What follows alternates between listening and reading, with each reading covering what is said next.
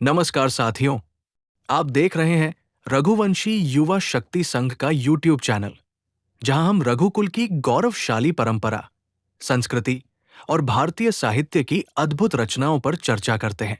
आज के इस वीडियो में हम जानेंगे संस्कृत के महान कवि कालिदास द्वारा रचित महाकाव्य रघुवंशम के बारे में। आइए जानते हैं रघुकुल के महान राजाओं की ये अद्भुत गाथा, जो दिलीप से शुरू होकर अग्निवर्ण पर समाप्त होती है। रघुवंशम महाकवि कालिदास द्वारा रचित एक संस्कृत महाकाव्य है।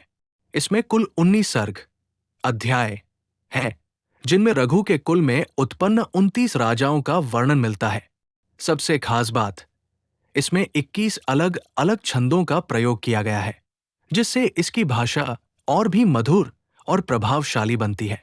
इस महाकाव्य में विशेष रूप से कुछ राजाओं का वर्णन बहुत सुंदर तरीके से किया गया है, जैसे कि दिलीप, रघु, दशरथ, राम, कुश और अतिथि। ये सभी राजा समाज के लिए आदर्श बनकर उभरे। खासकर भगवान राम का बहुत ही विस्तृत वर्णन मिलता है। पूरे 6 सर्ग राम से ही जुड़े हुए हैं। आप सोचेंगे कि राम की कथा तो हमने रामायण में भी सुनी है, फिर रघुवंशम अलग कैसे है? दरअसल आदि कवि वाल्मीकि ने अपनी रामायण में राम को नायक बनाकर पूरी कथा रची, लेकिन कालिदास ने किसी एक पात्र को मुख्य नायक नहीं बनाया, बल्कि उन्होंने पूरे रघुकुल की गाथा कही।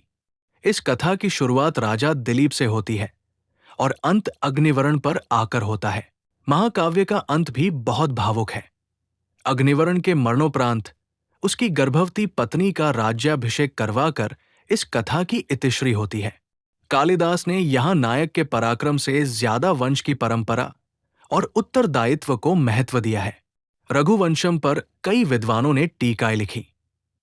सबसे प्राचीन उपलब्ध टीका 10वीं शताब्दी के कश्मीरी कवि वल्लभदेव की मानी जाती है, लेकिन सबसे प्रसिद्ध टीका है मल्लिनाथ द्वारा रचित संजीवनी।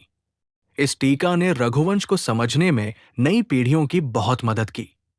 रघुवंशम सिर्फ कथा नहीं है, इसमें नीति, दर्शन और जीवन मूल्य भी गहराई से छुपे हुए हैं। कालिदास ने भाषा की मधुरता, सुंदर उपमाओं और बिंबों से इसे अनुपम बना दिया है।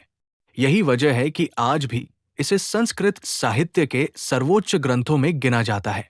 तो दोस्तों, ये थी संक्षिप्त जानकारी रघुवंशम के बारे में। अगर आपको वीडियो पसंद आया तो कृपया लाइक और शेयर जरूर करें। धन्यवाद।